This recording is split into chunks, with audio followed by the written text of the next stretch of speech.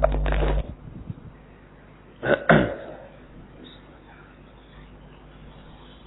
لله نحمده ونستعينه ونستغفره ونؤمن به ونتوكل عليه ونعوذ بالله من شرور أنفسنا ومن سيئات أعمالنا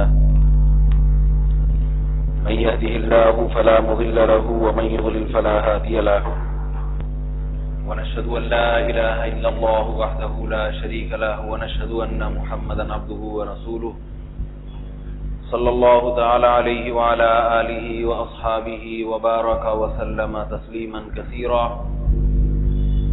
أما بعد فأعوذ بالله من الشيطان الرجيم بسم الله الرحمن الرحيم والمحصنات من النساء إلا ما ملكت أيمانكم كتاب الله عليكم وأحل لكم ما وراء ذلكم أن تبتغوا بأموالكم محصنين غير مسافحين الآية۔ آج کا درس بہت اہم ہے اور میرا خیال ہے دھرنے کی وجہ سے لوگ کم پہنچے ہیں، اس کی آواز اگر تھوڑی سی بڑھا دیں۔ پی ٹی آئی کا دھرنا چل رہا ہے جس کی وجہ سے ٹریفک جام ہے، لوگ کم نظر آ رہے ہیں، اور درس جو ہے آج کا جو آیات ہیں وہ بہت اہم آیات ہیں، تو سمجھ میں نہیں آ رہا کہ اس کو مکمل کروں یا ہلکی پھلکی روشنی ڈالوں۔ جو لوگ چونکہ پابندی سے آتے ہیں ان کے لیے پھر ایک اہم درس ان سے رہ جائے گا۔ بہرحال کوشش کرتے ہیں تھوڑا مختصر اس ہفتے ہو جائے، پھر ذرا تفصیل سے اگلے ہفتے۔ پچھلے درس میں اللہ تعالیٰ نے وہ عورتیں جن سے نکاح حرام ہے اس کی تفصیل چوتھے پارے کے آخری حصے میں بیان ہوئی تھی۔ نکاح سے متعلق بہت اہم ترین احکامات، خاندانی نظام تو ظاہر ہے نکاح ہی سے مربوط ہے، یہ سارے رشتے نکاح ہی سے وجود میں آتے ہیں، اس کے بہت اہم احکامات دیے جا رہے ہیں ان آیات میں۔ بتایا گیا تھا حرمت علیکم امہاتکم، ماں سے نکاح حرام ہے، بیٹی سے حرام ہے، پوری تفصیل بیان کی۔ سسرالی رشتے، پھر ان میں صحابہ کرام کے فتاوی سے ثابت ہوتا ہے مصاہرت کس طرح سے قائم ہوتی ہے۔ اب یہ 5ویں پارے کی پہلی آیت ہے، 4 پارے ہمارے الحمدللہ ختم ہو چکے ہیں۔ فرمایا والمحصنات من النساء، وہ عورتیں بھی تم پر حرام ہیں جو کسی کے نکاح میں ہوں، یعنی بتا دیا کہ ایک عورت ایک وقت میں ایک ہی شخص کی بیوی بن سکتی ہے جب تک وہ کسی کے نکاح میں ہے، کسی اور سے وہ نکاح نہیں کر سکتی۔ محصن کا لفظ اللہ نے شادی شدہ عورت کے لیے یہاں استعمال کیا ہے۔ حصن عربی میں کہتے ہیں قلعے کو۔ قلعے کا مقصد کیا ہوتا ہے؟ حفاظت کرنا۔ قلعہ آپ کو دشمنوں سے بچاتا ہے۔ کیا مطلب؟ محصنات وہ عورتیں جو شوہر کی قید میں ہوں۔ لفظ قید یہاں مناسب نہیں ہے کیونکہ قید سے ایسا لگتا ہے جیسے جیل میں ہوں۔ قلعے کے اندر جو لوگ ہوتے ہیں وہ قید نہیں ہوتے بلکہ محفوظ ہوتے ہیں، اور قلعہ انہوں نے اپنی حفاظت کے لیے بنایا ہوتا ہے۔ اس سے پتہ چلتا ہے کہ شادی شدہ عورت مرد کی قید میں ہوتی ہے، مگر یہ قید جیل والی قید نہیں ہے بلکہ حفاظت والی قید ہے۔ اس لفظ سے 2 علمی باتیں ہمیں پتہ چلتی ہیں۔ محصنات، اللہ نے شادی شدہ کے لیے محصنات کا لفظ جو استعمال کیا، 2 باتیں ہیں۔ نمبر 1، اسلام میں عورت نکاح کے بعد مکمل آزاد نہیں ہے بلکہ کچھ پابندیوں میں آتی ہے، شوہر کی پابندیاں۔ اس سے یہ جو یورپ میں ہے نا کہ میاں بیوی جیسے چاہیں زندگی گزاریں، بالکل دونوں کے حقوق برابر دے دیے، اس نظریے کی نفی ہوتی ہے۔ اور آج کل خواتین میں جو آزادی ہے شادی کے بعد شوہر کی اطاعت نہیں کرتی، اس کی پابندیوں کو قبول نہیں کرتی، اس نظریے کی بھی نفی کی گئی ہے. ایسا نہیں ہے. آپ شادی سے پہلے آپ آزاد تھیں، آپ موبائل رکھیں نہ رکھیں، گھر سے باہر نکلے نہ نکلے، لیکن جب آپ شوہر کے نکاح میں چلی گئی ہیں تو اب شوہر کے حصار میں آ گئی ہیں. اب جائز باتوں میں اس کے احکامات آپ پر لاگو ہوں گے، آپ کو عمل اس پہ کرنا پڑے گا. اور اس میں اللہ نے یہ بھی بتا دیا کہ یہ پابندیاں جو شوہر کی طرف سے آپ پہ لگتی ہیں یہ آپ کو ذلیل کرنے کے لیے نہیں ہے. سمجھ میں آ رہی ہے بات؟ یہ آپ کو رسوا کرنے کے لیے نہیں ہے کہ آپ کو جیل کی کوٹری میں ڈال دیا. آج جو میڈیا ہے نا، میڈیا وہ یہ ذہن سازی کرتا ہے کہ مولویوں نے بیویوں کو شوہروں کا غلام بنایا ہوا ہے. شکی ہوتے ہیں، کردار پہ شک کرتے ہیں بیویوں کے، براڈ مائنڈڈ نہیں ہوتے. یہ اصطلاحات آج کل استعمال ہوتی ہیں. ہم براڈ مائنڈڈ لوگ ہیں، ہماری بیویاں کسی سے بات کریں ٹیلی فون پہ ہمیں تو کوئی تکلیف نہیں ہوتی، ہمیں اعتماد ہے اپنی بیوی پہ. شکی مزاج نہیں ہے. یہ مولوی ہیں جو کہتے ہیں اس سے بات کرو، اس سے نہیں کرو، موبائل نہیں رکھو، یوں کرو یوں کرو. یہ ان لوگوں نے زندگی کو تنگ کر دیا ہے. تو قید میں عورت کو ڈال دیا انہوں نے. تو یہاں اللہ نے بتا دیا کہ یہ قید احسان والی ہے، قلعے والی قید ہے، حصن حفاظت والی قید ہے. جیل والی قید، یہ جیل تو کسی جرم کی سزا میں ہوتا ہے. تو تمہاری شادی کسی جرم کی سزا میں تھوڑی ہوئی ہے کہ تم نے کوئی جرم کیا تھا، تمہارے باپ نے کسی کے حوالے کر دیا. بلکہ تمہارے باپ نے تو دعائیں مانگ مانگ کے، منتیں مانگ مانگ کے، مولوی صاحب سے دعائیں کروا کے، اخباروں میں اشتہار دے دے کے داماد تلاش کیا ہے اور اس کی قید میں اپنی بیٹی کو دیا ہے. تو یہ قید باہر کے شر سے، دنیا کے شر سے حفاظت کے لیے. شادی شدہ عورت جو شوہر کی پابندیوں میں ہو وہ ہر قسم کے شر اور فتنوں سے محفوظ ہو جاتی ہے، اور مرد سارے فتنے اور ساری آزمائشیں اپنے کندھوں پہ ڈال لیتا ہے. اگر وہ مرد کی قید میں نہ ہو تو اسے دنیا میں ہر شخص للچائی ہوئی ہوس کی نگاہوں سے دیکھتا ہے، اور اس ہوس کی نگاہوں سے دیکھنے کو یورپ آزادی سے تعبیر کرتا ہے کہ عورت آزاد ہے، جس سے چاہے تعلق قائم کرے. دنیا میں جو بھی چیز مرغوب ہوتی ہے نا، مرغوب، جس کی طرف لوگوں کی رغبت ہو، اٹریکشن ہو، جو بھی اٹریکٹیو چیز ہوتی ہے اس کی حفاظت کا انتظام کیا جاتا ہے. اسے کبھی آزاد نہیں چھوڑا جاتا، ورنہ لڑائیاں ہوں گی، قتل و غارت ہوگی اور توہین ہوگی. دیکھو کچرا جو پڑا ہوتا ہے نا، کچرا، اس کے گرد عام طور پہ چار دیواری بھی نہیں ہوتی. یہ جو حکومت چار دیواری کھڑی کرتی ہے نا، کچرا پھینکیں، کوئی پھینکتا ہے اس چار دیواری میں؟ سب دیوار کے باہر پھینک کے چلے جاتے ہیں. وجہ اس کی کیا ہے کہ بھائی پھینک رہے ہیں نا اپنے گھر سے لا کے، ہم ساری دنیا اس کچرے کو دیکھے گی بھی، جس نے جو اٹھانا ہے اٹھا لے. کچرا کنڈی والے بیچارے تلاش کر کر کے اپنے مطلب کی چیزیں نکال لیتے ہیں. کوئی عزت دار آدمی، یعنی جو وہ شریف آدمی، وہ نہیں جاتا اس کی طرف. شریف سے مراد دنیاوی لحاظ سے جو عزت دار آدمی ہے، ورنہ کچرا اٹھانے والے بھی آخرت کے لحاظ سے اگر وہ حلال کمانے کی فکر میں ہیں، بھیک سے بچنے کے لیے، تو آخرت میں وہ زیادہ عزت دار ہوں گے. لیکن دنیا میں اس کو رسوائی سمجھا جاتا ہے. اور دوسری طرف سونا ہے، سونا، گولڈ. ہر شخص گولڈ کو دیکھ کر اس کا دل چاہتا ہے کہ یہ گولڈ میری جیب میں ہوتا تو اچھا تھا. دل چاہتا ہے یا نہیں چاہتا؟ اس لیے گولڈ کو ہمیشہ شیشے میں لاک رکھا جاتا ہے اور 2-4 گارڈ بٹھا دیے جاتے ہیں، پہرے دار، پٹھان، لمبے لمبے، چوڑے چوڑے. چھوٹا موٹا چوکیدار بھی نہیں چلتا سونار کی دکان پہ. اب کوئی کہے کہ یہ سونے کی توہین ہے کہ اس کو تو قید میں ڈال دیا، لاکر میں ڈال دیا اور 6 آدمی بٹھا دیے اس کے پہرے کے لیے.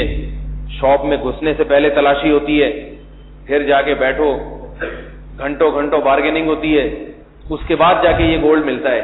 اور جس کو ملتا ہے وہ اپنی جیب میں چھپائے چھپائے پھرتا ہے، اس کو دکھاتا بھی نہیں، کھلے عام محفلوں میں لے کے نکلتا بھی نہیں ہے.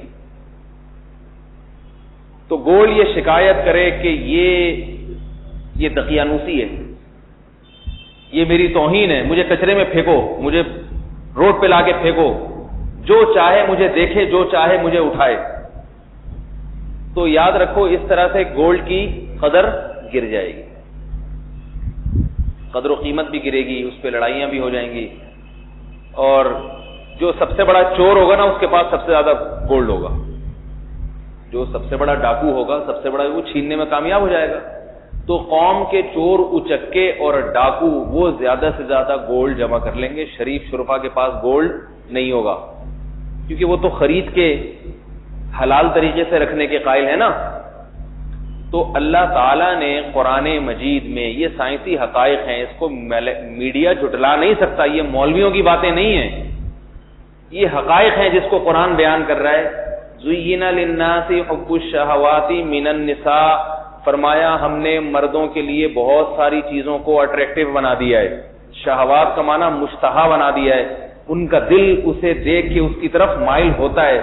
ان میں اللہ نے بہت ساری چیزیں بیان کی، سب سے پہلے نمبر پہ اللہ نے عورت کو بیان کیا، من النساء، یعنی مرد گولڈ دیکھ کر اتنا نہیں مچلتا، کسی کی لمبی گاڑی دیکھ کے ایسا دل نہیں چاہتا کہ یہ گاڑی مجھے مل جائے، کسی کا بنگلہ دیکھ کے دل چاہتا تو ہے مگر اتنا نہیں جتنا عورت دیکھ کے دل مچلتا ہے کہ یہ مجھے مل جائے۔ یہ اللہ بیان کر رہے ہیں، میں نہیں کہہ رہا کہ یہاں پہ مولوی صاحب کیسی عجیب عجیب باتیں کر رہے ہیں ممبر پہ بیٹھ کے۔ مجھے تو لوگ کہتے ہیں نا، تہمت لگاتے ہیں مجھ پر کہ یہ کیا باتیں چھیڑتے ہیں بیٹھ کے، تو میں حقائق بیان کر رہا ہوں۔ کبوتر اگر بلی کو دیکھ کے آنکھیں بند کر لے اور یہ سمجھے کہ میں بلی کو نظر نہیں آ رہا، جیسے مجھے بلی نظر نہیں آ رہی، تو یہ کبوتر کی بے وقوفی ہے۔ بھائی تیرے آنکھیں بند کرنے سے بلی کی تھوڑی آنکھیں بند ہوئی ہیں۔ یہ اس پہ ڈاکٹروں کا بھی اتفاق ہے اور یہ مشاہدہ بھی، نہیں تو اپنی حالت دیکھ لو نا میرے بھائی، جتنے لوگ یہاں بیٹھے ہیں نیک پرہیزگار، 4 مہینے بھی تبلیغ میں لگے ہوئے، جب کوئی خوبصورت عورت گزرتی ہے تو دل چاہتا ہے نا کہ یہ مجھے مل جائے، تو پیسے نہیں ہے اس لیے نہیں، ان کو پتا ہے کوئی لفٹ نہیں کرائے گا، دل تو چاہتا ہے۔ ہمارے حضرت تھے، ان کے خلیفہ بوڑھے سے ہو گئے تھے، بڑے نیک، ابھی بھی ہیں وہ خلیفہ، زندہ ہیں، اللہ ان کی عمر میں برکت دے۔ تو کسی نے بتایا، عالم نے حضرت کو خط لکھا کہ میرا بنات کا مدرسہ ہے، لڑکیوں کا مدرسہ ہے، تو میں جب پڑھاتا ہوں سبق تو میرا بڑا دل چاہتا ہے کہ ان میں سے کوئی مجھے بھی مل جائے۔ تو حضرت نے فرمایا کہ دیکھو جو اندر کی بات تھی دل کی انہوں نے بیان کر دی۔ تو وہ بوڑھے سے بزرگ بیٹھے ہوئے تھے، حضرت نے فرمایا، بڑے شریف ہیں، بہت شرمیلے بھی ہیں، ابھی بھی ماشاءاللہ زندہ ہیں۔ حضرت نے فرمایا انہوں نے تو یہ لکھا ہے، آپ کا کیا خیال ہے اگر آپ کو بنات کا مدرسہ میں بنا کے دے دوں، آپ کا بھی دل چاہے گا نا ان میں سے کم از کم 4-6 آپ کے حصے میں آ جائیں۔ 2-3 دفعہ سوال پوچھا، وہ جواب نہیں دے رہے تھے، شرم آ رہی تھی ان کو۔ پھر جب زیادہ حضرت نے پوچھا تو انہوں نے ہلکی سی گردن ہلائی، جی ٹھیک ہے نا، شرمیلے تھے، گردن ہلائی کہ جی دل تو میرا بھی چاہے گا۔ حضرت نے فرمایا دیکھو صوفی، اوپر سے صوفی بنا ہوا ہے، اندر سے دیکھو کیسا ہی۔ تو حضرت تو ان سے مزاح کر رہے تھے، لیکن یہ حقیقت ہے۔ زُيِّنَ لِلنَّاسِ حُبُّ الشَّهَوَاتِ مِنَ النِّسَاءِ، سب سے زیادہ دل کہاں مائل ہوگا؟ عورت کی طرف۔ والبنین، اس کے بعد مرد کے لیے سب سے زیادہ مرغوب اپنی اولاد ہے، اولاد کے لیے مال داؤ پہ لگا دیتا ہے، مال کا نمبر اولاد کے بعد۔ دیکھا ہے نا، بیٹے کی تعلیم کے لیے، بیٹے کو ترقی کے لیے باپ کتنا خرچ کر دیتا ہے، کیونکہ اولاد دیکھ کے انسان کے جو ہے نا خون بڑھتا ہے۔ آگے فرمایا والبنین والقناطیر المقنطرہ، سونے کے ڈھیر، بینک بیلنس، یہ 3 نمبر پہ۔ والخیل المسومہ، سواری 4 نمبر پہ۔ سواری جو ہے نا یہ کون سے نمبر پہ؟ گاڑی، اچھی گاڑی ہو میرے پاس، چنچی میں سفر نہ کروں، W11 سے میں کرولا پہ آ جاؤں، یہ ساری خواہشات ہر انسان کی ہوتی ہیں۔ میں صبح نکلوں تو میرا ڈرائیور ہو، میں گاڑی میں بیٹھوں اور لمبی سی گاڑی ہو میرے پاس، یہ کون سے نمبر پہ؟ 4 نمبر پہ۔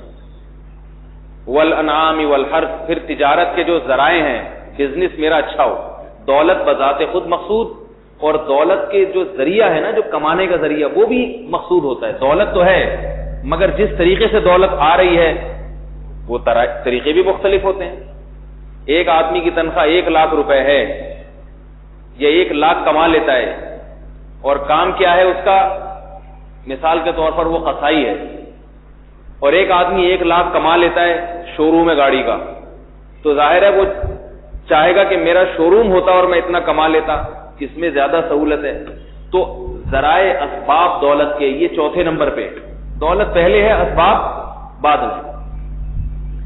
تو اللہ تعالیٰ نے یہاں سب سے پہلے کس چیز کو ذکر کیا؟ عورت کو۔ تو یہ ایک حقیقت ہے کہ جو سب سے زیادہ اللہ تعالیٰ نے مرد کے لیے اٹریکٹیو جس چیز کو بنایا، اس کی حفاظت کا انتظام نہ اس کو مردوں میں ایسے ہی چھوڑ دیا جائے۔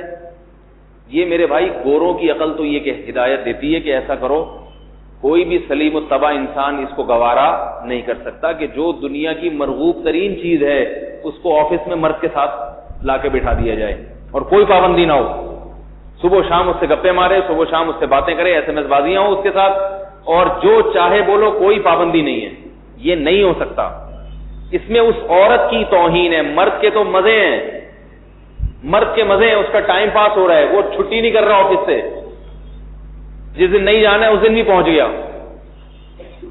میں نے ایک انگلش لینگویج سینٹر میں داخلہ لیا، جب وہاں کا ماحول دیکھا تو ذرا بے حیائی کچھ ضرورت سے زیادہ ہی تھی، تو میں نے تو خیر 1 مہینے میں چھوڑ دیا، مجھے اندازہ ہو گیا کہ یہاں پڑھائی نہیں ہے، غل غپاڑے زیادہ ہیں۔ تو ایک فیکٹری کا کوئی سیٹ تھا، اس کا بچہ آیا ہوا تھا وہاں انگلش سیکھنے کے لیے، فیکٹری کے مالک کا بیٹا آیا ہوا تھا۔ میری اس سے تھوڑی سی گپ شپ ہو گئی، میں نے کہا آپ کلاس میں نہ سبق لیسن جو ہے نا شوق سے سنتے ہو، نہ آپ کو کچھ آتا ہے، 1 مہینے سے میں دیکھ رہا ہوں آپ گھاس کھا رہے ہو، آپ کو کچھ بھی نہیں آتا، کرتے کیا ہوں؟ کہہ رہا میں اس لیے تھوڑی آیا ہوں پڑھنے کے لیے، میں تو اس لیے آیا ہوں تھوڑا سا کوئی سیٹنگ ویٹنگ ہو جائے۔ یہ وہ جگہ ہیں جہاں پر ایک سے ایک لڑکی دیکھنے کو مل جاتی ہے اور ساری ٹین ایجز لڑکیاں ہوتی ہیں، تو یہاں جو ہے نا کوئی، تو میں نے کہا آپ دولت مند آدمی ہو، کیا آپ کے پاس لڑکیاں نہیں ہیں؟ آج کل تو دولت بھی ہو اور صحت بھی ہو تو لڑکیاں خود آ جاتی۔ کہہ رہے ہیں ویسے تو بہت ہیں، ویسے تو بہت ہیں، لیکن ذرا کوئی ایسی ہو کہ میرا بھی دل مائل ہو اس کی طرف، ویسے تو بہت ہیں۔ یہ عورت کی توہین ہو گئی کہ نہیں ہو گئی؟ کیونکہ اتنی عورتیں اس کو مل رہی ہیں کہ وہ اب ان کو وہ جو اتنی درجنوں ہے وہ پسند ہی نہیں آ رہی،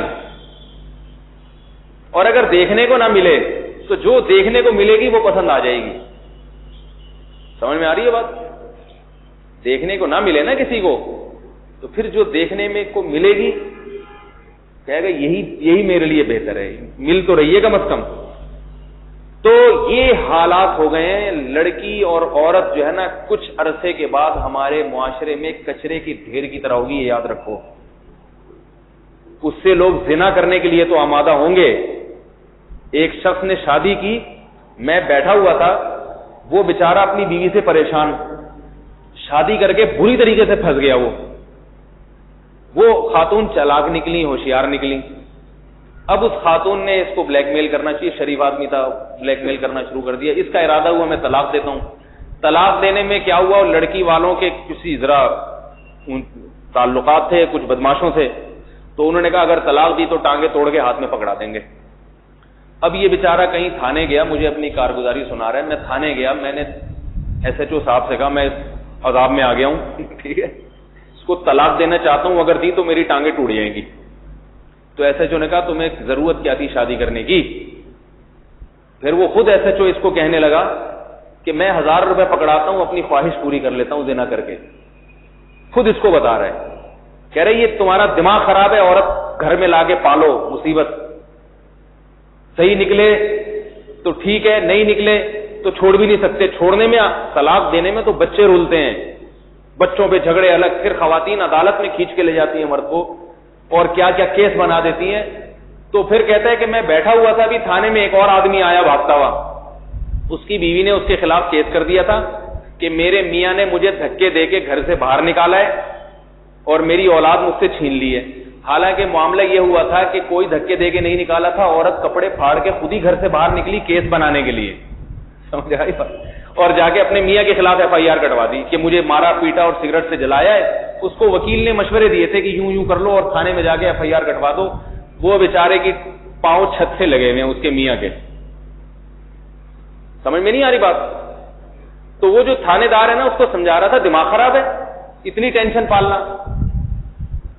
تو اتنے میں ایک صاحب نے کہا کہ تھانے دار صاحب آپ نے یہ بات تو کر دی کہ اس طرح سے کر لو خواہش پوری ہو جاتی ہے، آخرت کا تو الگ مسئلہ ہے، لیکن یہ بتاؤ کہ کل آپ کی بیٹیاں ہوں گی یا آپ بھی تو کسی کی اولاد ہوگے نا، زنا سے تو بچے پیدا نہیں ہوتے، حلال بچے، بالآخر اولاد کے لیے کبھی نہ کبھی تو شادی کرو گے.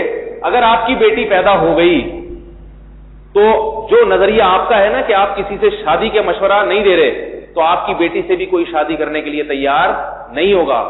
زنا سے نقصان کیا ہوتا ہے؟ عورت کو عزت نہیں ملتی. لوگ 1000 روپے میں خواہش پوری کرتے ہیں اور اسے ایسے پھینک کے چلے جاتے ہیں جیسے ٹیشو پیپر صاف کرنے سے پہلے تو کتنا اچھا لگتا ہے، وہ ڈبے میں رکھا ہوتا ہے، اور نکال کے ہاتھ پہنچو کچرے میں پھینک دو اس کو. یہ حال ہوتا ہے عورت کا. سمجھ میں نہیں آ رہی میرا خیال ہے بات؟ تو جس معاشرے میں بے پردگی بڑھتی ہے اس معاشرے میں عورت کا حصول آسان ہو جاتا ہے. جب عورت کا حصول آسان ہوگا تو مرد عورت کے حصول کے لیے حلال طریقے سے نکاح کرنا، اس کو بیوی بنا کے گھر لانا، پھر اس کی ٹینشن ساری زندگی کی اٹھانا، پھر جب بوڑھی ہو جائے اور بچے جوان ہو جائیں اور یہ بوڑھا ہو جائے تو پھر اپنے بچوں سے خود مار کھانا. جو شرارتی عورتیں ہوتی ہیں وہ یہ کرتی ہیں، سب خواتین کی بات نہیں کر رہا. شرارتی خواتین پھر جب بیٹے جوان ہو جاتے ہیں نا تو پھر اپنے شوہر کو پٹواتی ہیں اس کو اس کے خلاف کر کر کے. وہ بیچارہ ساری زندگی کما کے گھر بھی بنایا اس نے، سارے اس کے جو ہے نا خرچے پورے کیے. اب چونکہ بوڑھا ہو گیا ہے، اب اس کی آواز میں دم نہیں ہے، اس کے تھپڑ میں طاقت نہیں ہے، تو وہ پھر بیٹوں کو اپنے ساتھ ملا کے، کئی بوڑھوں کو میں جانتا ہوں بیچارے گھر سے باہر بیٹھے رہتے ہیں ہر وقت. تو زنا میں یہ کچھ بھی نہیں، مزے ہی مزے. لیکن اس میں عورت کو وہ عزت نہیں ملتی زنا میں جو بیوی کو شادی میں ملتی ہے. تو یہ سراسر عورت کی حق تلفی ہے کہ عورت کو چھپایا نہ جائے. اور خواتین بیوقوف ہیں، وہ یہ سمجھتی ہیں کہ ہمیں برقعے میں ہمارے لیے قید ہے. برقعے میں قید نہیں ہے، آپ کو قلعے کے اندر محفوظ کیا جا رہا ہے تاکہ ہر شخص آپ پر نگاہ نہ ڈالے، آپ کا حصول مشکل ہو جائے. کوئی آپ کو حاصل کرنے کی کوشش کرے تو نکاح کا پیغام بھیجے. جب پیغام بھیجے گا تو مہر کی بات ہوگی، مہر کی بات ہوگی، گھر کی بات ہوگی، آپ کی جاب کیا ہے، آپ کتنا کھلائیں گے، جیب خرچی کتنی دیں گے. یہ ساری ٹینشن ہے، یہ ساری مصیبتیں آپ کا شوہر اٹھائے گا. پھر آپ کے بطن سے اولاد ہوگی. عورت کو اولاد کی ضرورت مرد سے بھی زیادہ ہے. یہ تو جب جوان ہوتی ہے نا تو اس وقت بوائے فرینڈ ہوتے ہیں، تھوڑی سی عمر ڈھلک گئی، 40 سال میں عورت بوڑھی ہونا شروع ہو جاتی ہے، جبکہ مرد 40 سال میں بھرپور جوان ہوتا ہے. اولاد کی ضرورت کب ہوتی ہے زیادہ ضرورت؟ جب بوڑھا ہونے لگتا ہے نا. تو ڈاکٹروں سے جا کے پوچھو، مجھ سے نہیں. خواتین بہت جلدی ڈھلک جاتی ہیں، بہت جلدی. اور مرد اگر خوراک اچھی رکھے تو بوڑھا ہوتا ہی نہیں ہے. ابھی آج کوئی مغرب کے بعد مجھے بتا رہے تھے کہ حکیم صاحب 110 سال کی عمر میں دوسری شادی کی ہے. اندازہ لگاؤ. وہ شکر ہے 115 سال کی عمر میں مر گئے، اللہ کا بڑا فضل ہوا ان پر. ٹھیک ہے، 115 سال کی عمر میں وہ مر گئے اور 100 سال یا 110 سال کی عمر میں انہوں نے شادی کی. وہ کشتے مشتے کھا رہے ہوں گے، پتہ نہیں، ہمیں تو پتہ نہیں کہ کیا کیا کھاتے ہیں حکیم لوگ. وہ کہہ رہے ہیں کسی کو بتاتے بھی نہیں، تو خاص خاص خوراکیں جو ہے نا لوگوں کو عام دوائیں لکھ کے دیتے تھے، خاص. یہ حکیم لوگ بڑے بخیل ہوتے ہیں. یہ جو مخصوص ان کی تحقیقات ہوتی ہے نا، یہ اپنے ساتھ ہی اپنے سینے میں لے کے قبر میں چلے جاتے ہیں. یہ نہیں چاہتے کسی دوسرے کا بھلا ہو جائے. تو جبکہ عورت 40 سال میں بوڑھی ہونا شروع، اکثر آج کل تو 40 سال میں ہی ڈھلک جاتی ہیں، اور بہت اچھی صحت ہو 45 سال ہو جائے گی. اس کے بعد اب کوئی بوائے فرینڈ اس کو نہیں ملے گا، اب اس کو گھر چاہیے، بیٹے ہوں بیٹیاں ہوں جو اس کے دکھ درد میں شریک ہوں، کیونکہ حسن و جمال تو ڈھلک گیا نا. اب اس کو اولاد چاہیے. تو اگر اس نے جوانی میں بروقت شادی کر لی، شوہر کے سائے میں آ گئی، اس وقت بوائے فرینڈ کے چکروں میں نہیں پڑی، عمر کو ضائع نہیں کیا، کسی شوہر کے زیر سایہ آ گئی، تو ٹھیک ہے، شوہر کی طرف سے کچھ پابندیاں ہوتی ہیں جو بوائے فرینڈ کی طرف سے نہیں ہوتی. لیکن قرآن کیا کہہ رہا ہے؟ وہ پابندیاں تمہیں محفوظ کرنے کے لیے ہیں، وہ تمہارے کسی جرم کی سزا میں نہیں ہیں. وہ اس لیے پابندیاں اللہ نے لگا دی ہیں کہ شوہر تمہارے سارے خرچے اٹھائے گا، سارے خرچے اٹھائے گا، لیکن وہ یہ چاہتا ہے کہ مجھے یہ اطمینان ہو کہ یہ صرف میری ہے، میرے علاوہ کسی اور کی نہیں ہے. اس لیے اللہ نے پابندی لگا دی کہ شوہر کی اجازت کے بغیر گھر سے باہر نکل نہیں سکتی، ایک قدم گھر سے باہر نہیں نکال سکتی. شوہر کی اجازت کے بغیر اس کے ماں باپ اس کے گھر میں آ کے نہیں مل سکتے. فقہاء نے 800 سال پہلے یہ بات لکھی ہے کہ ساس اور سسر بھی شوہر کی اجازت کے بغیر اس کی بیوی سے نہیں مل سکتے. اس کی وجہ یہ ہے کہ بعض دفعہ شوہر یہ سمجھتا ہے کہ میرے سسرال والے میری بیوی کو خراب کر رہے ہیں اور یہ طلاق تک پہنچا کے دم لیں گے. اس زمانے میں جب خراب کرتے تھے، میں آپ کو آپ کی بیویوں یا سسرال کے خلاف ورغلا نہیں رکھ، بعض لوگ میرا بیان سنتے ہی گھر میں جا کے جھگڑا کرا کر دیتے ہیں، آج سے تمہاری ماں اس گھر میں قدم نہیں رکھے گی. مفتی صاحب نے فرمایا ہے. بات کو سمجھنے کی کوشش کیا کرے. کوئی قطع رحمی کی میں نہیں ترغیب دے رہا، سسرال تو قابل عزت اور احترام ہے. حدیث میں آتا ہے سب سے لائق احترام وہ ہے جس نے اپنی بیٹی یا بہن تمہیں نکاح میں دی ہے. لیکن بعض دفعہ ایسا ہوتا ہے کہ مرد یہ سمجھتا ہے کہ میں جس طرح اپنی بیوی کو چلانا چاہ رہا ہوں، اس میں میرے طرز حیات میں میری ساس رکاوٹ بن رہی ہے. ہر ساس ایسی نہیں ہوتی، یہاں جو ساسیں ہیں وہ ان کے علاوہ کی بات کر رہا ہوں میں. وہ کیا کرتی ہیں، آ کے دیکھیں گی کتنی جیب خرچی میں دیتا ہے تمہارا میاں، 500 میں ہوتا کیا ہے اس زمانے میں. اس زمانے میں تمہارے ابا مجھے 1000 روپے دیا کرتے تھے، یہ 500 میں تنخواہ رہا ہے تمہیں. اچھا اور کیا ہے، بچے کے لیے دودھ کتنا آ رہا ہے، آدھا کلو. بیوقوف، تو ساری زندگی اپنے شوہر کی ایسے ہی رہے گی نا تو یہ تجھے ہمیشہ دبائے رکھے گا. تھوڑا سا آگے نا، مہر دیا اس نے تجھے بولا تھا اتنے تولے سونا دوں گا، دے دیا؟ نہیں دیا. مہر مانگنا اس نے. بلکہ خود آ کے بعض دفعہ کہیں گی وہ میں خود کہہ رہی تھی وہ مہر اگر ہو جائے. اب میاں بیوی نہیں مانگ رہی، اس کے دل میں ہے کہ چھوڑو شوہر کی آمدن اتنی نہیں ہے، چل لیں، تو خرچے تو اٹھا رہے ہیں نا. تو سسرال سے ایک سگنل آنا شروع ہو جائیں گے. تو آہستہ آہستہ گھروں میں کیا اختلافات شروع. اور آج کل تو مجھے یہ بولتے ہوئے شرم آتی ہے، لیکن جب ایک کام لوگوں کو کرتے ہوئے شرم نہیں آتی تو مولوی صاحب کو بولتے ہوئے شرم کیوں ہے؟ بچے کتنے ہوں گے نا، یہ اس میں بھی ساس کے مشوروں سے ہوتے ہیں. یہ بتا دوں، یعنی اگر آپ کا ایک بچہ ہو گیا، اگلے سال اگر دوسرا ہو رہا ہے تو ساس اپنی بیٹی کو کہے گی بیوقوف ہے کیا، بچے پیدا کرنے کی مشین بنی رہے گی تو ساری زندگی. تیرا میاں تو ویسے ہی مولویوں کے بیانات میں بیٹھتا ہے، تجھے آرام ہی نہیں کرنے دے گا. تو وہ کیا کتنے بچے ہوں گے، کتنے وقفے سے ہوں گے، یہ خالصتاً میاں بیوی کا کام ہے یا نہیں ہے؟ آپس کا. یہ حیا کے خلاف ہے کہ اس موضوع کو کسی اور کے سامنے رکھا جائے. میں تو اس لیے رکھ رہا ہوں مجبوراً، مجھے یہ کہنا پڑ رہا ہے، میں گھروں کو تباہ ہوتے دیکھ رہا ہوں ان چکروں میں. میرے پاس روزانہ 3-4 کیس آ رہے ہیں طلاق کے، اور ہر کیس کے پیچھے یہی ہاتھ ہوتا ہے. پرسوں میں بیٹھا ہوں مغرب کے بعد ایک صاحب آئے، مسئلہ بیان کیا، بیوی کے ساتھ یہ اختلاف، یوں فلانا ڈمکانا. ان کے پیچھے بھی یہی کہانی نکلی. ابھی بیٹھا ہوں اتنے میں ایک اور صاحب آئے، آپ سے بات کرنی ہے، ٹائم لیا تھا، جی بیٹھے. وہ بھی یہی. مجھے ہنسی آ گئی، مجھے پتا تھا کہ تیسرا بھی یہی آگے شکایت کر رہا ہوگا. تو مجھے ہنسی آ گئی. تو وہ جو بیچارہ اپنے دکھڑے سنانے آیا تھا نا، اس کو غصہ آ گیا. اس کی بیچارے کی اتنی گول گول آنکھیں غم سے، اور آنکھوں سے ایسا لگ رہا تھا ابھی رو پڑے گا. تو وہ کہہ رہا ہے یار میں مولوی صاحب کو اپنا دکھڑا سنا رہا ہوں، مشورہ لینے آیا ہوں، اور یہ ہنس رہے ہیں. مجھے اور ہنسی آ رہی تھی. تو مجھے اس لیے ہنسی آ رہی کہ تیسرا آدمی بھی اس سے تھوڑی دیر پہلے جو ہے نا، تیسرا بھی یہی غم سنا رہا تھا. تو میں نے کہا ایسا ہو کہ اور 5-6 آ جائیں، ہول سیل کے حساب سے ایک ہی سب کو میں حل بتا دوں گا، ہول سیل کے حساب سے. بھائی سارے یہ کر لو. حل تو کچھ بھی نہیں ہے نا. کیا حل ہے؟ طلاق تو حل نہیں ہے. اگر طلاق کا مشورہ دیں وہ بھی آسان نہیں ہے. اس میں پھر خواتین آج کل کیس کرا کے وہ کپڑے پھاڑ کے باہر گئیں، اور یہ کر دیا، آئے مجھے یوں کر دیا، آئے مجھے. جو پہلے تھانے پہنچ گیا وہ جیت گیا. سمجھ رہے؟ مرد بیچارہ بیوقوف ہوتا ہے، اس کو نہیں پتا ہوتا کہ پہلے میں نے پہنچنا ہے. تو عجیب کیسز آ رہے ہیں سامنے. بعض دفعہ خواتین پہ بھی بہت ظلم ہوتا ہے. صرف ایسا نہیں ہے کہ مردی پہ ظلم ہو رہا ہو، عورتوں پہ بھی بڑے مظالم ہوتے ہیں. تو میں یہ عرض کر رہا تھا کہ فقہاء نے لکھا ہے 800 سال پہلے کہ مرد پابندی لگا سکتا ہے کہ تمہارے رشتہ دار میرے گھر میں نہیں آئیں گے. عام حالات میں تو یہ پابندی لگانا جائز نہیں ہے. یہ یاد رکھیں، سسرال کو گھر میں روکنا ہی تو قطع رحمی ہے. لیکن فقہاء نے لکھا کہ اس لیے کہ وہ یہ سمجھتا ہے کہ میری بیوی اپنے رشتہ داروں سے ملتی ہے تو خراب ہو جاتی ہے. ایک ہفتہ پہلے اسلام آباد سے ایک صاحب کا فون آیا،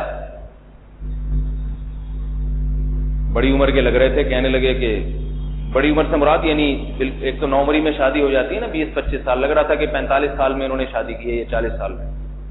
کہنے لگے کہ میں بڑا پریشان ہوں. میں نے اسپیکر آن کیا ہوا تھا, میرے بھائی بھی بیٹھے ہوئے تھے قریب میں, سن رہے تھے. کان سے بار بار لگا کے نا کان خراب ہو جاتے ہیں, تو میں کوشش کرتا ہوں اسپیکر آن کر کے بات کروں. اگر کوئی ایسی حیا کے خلاف ہو تو اسی وقت فوراً اسپیکر آف کر دیتا ہوں. تو میں نے اسپیکر آن کیا تھا, میرے بھائی اور 1-2 رشتے دار بیٹھے ہوئے تھے, اسپیکر آن تھا. تو مجھے کہنے لگے, کیونکہ ہر ایک کی یہی اسی قسم کی کال, بیوی سے پریشان اور بیوی اپنے شوہر سے پریشان, یہی مسئلے آ رہے ہیں زیادہ تر. تو میں نے اسپیکر آن کیا اور کہنے لگا میں اسلام آباد سے بات کر رہا ہوں. اگر وہ صاحب میرا بیان سن لیں تو پیش کی معذرت, ان کا راز فاش اس لیے نہیں ہو رہا کہ کسی کو پتا تھوڑی ہے کہ کس کی بات ہو رہی ہے. اسلام آباد میں تو عمران خان کا دھرنا ہی اتنا بڑا ہے کہ کس کو پتا چلے گا کہ کس کی بات ہو رہی ہے. ہو سکتا ہے دھرنے سے فون آیا ہو کسی کا.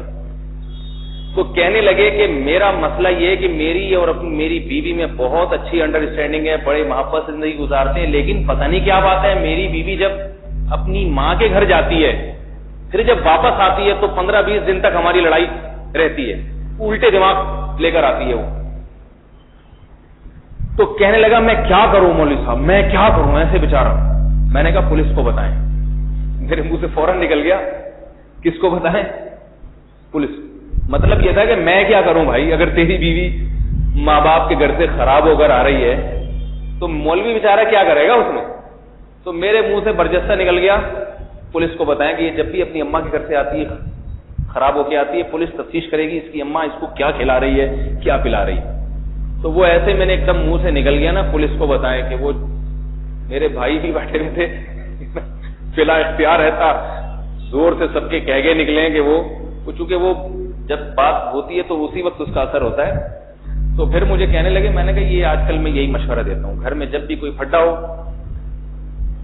بیوی شوہر کی شکایت کرے تو میں کہتا ہوں پولیس کو بتاؤ بھائی یہ, ورنہ سدھرنے والا نہیں ہے. شوہر سے بیوی ناراض ہو تو وہ بھی نہیں سدھرتی. آج کل سدھرنے کا کوئی کانسیپٹ ہی ختم ہو گیا ہے. سدھرنے کے لیے کوئی معیار تو ہوگا نا. دیکھیں سدھرنا اسے کہتے ہیں کہ یہ ثابت کیا جائے غلطی کس کی ہے. غلطی کے لیے کوئی قانون, کوئی لا تو ہوگا نا.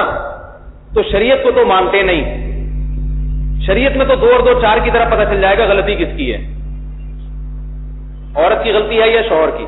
شریعت کی بات کو کیا کہتے ہیں, مولویوں کی بات ہے. تو پھر مولویوں کے قانون کے علاوہ پاکستان کا قانون بتا دو کیا کہتا ہے اس بارے میں. امریکہ کا قانون, کسی قانون کو تو فالو کرے گا نا, اس کو معیار بناؤ.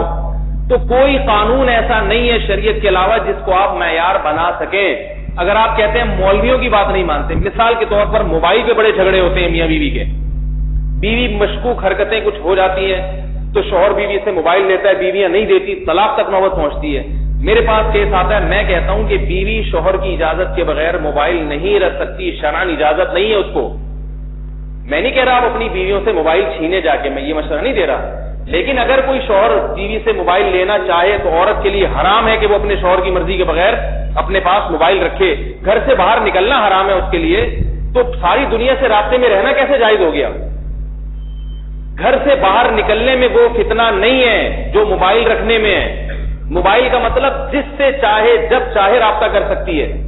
فقہا تو کہہ رہے ہیں کہ باپ اور ماں سے ملنے پر پابندی لگا سکتا ہے شوہر فتنے کے ڈر سے, ہمیشہ کے لیے پابندی نہیں, یعنی یہ کہ بھائی مہینے میں 1 دفعہ سے زیادہ نہیں ملو گی.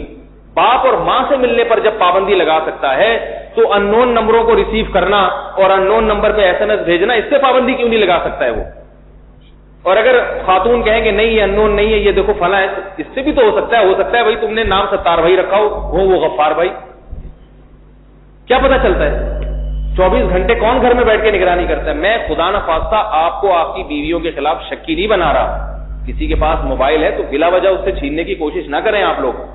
لیکن میں یہ بتا رہا ہوں کہ کوئی مرد اگر یہ سمجھتا ہے کہ گڑبڑ ہو رہی ہے, ایک گڑبڑ موبائل میں سب سے زیادہ یہ ہے کہ جہاں میاں بیوی کا ذرا سا جھگڑا ہوا فوراً بیوی فون کر دیتی ہے اپنے ابا اماں, انہوں نے یہ کہا, اور وہ تیش میں آ جاتے ہیں.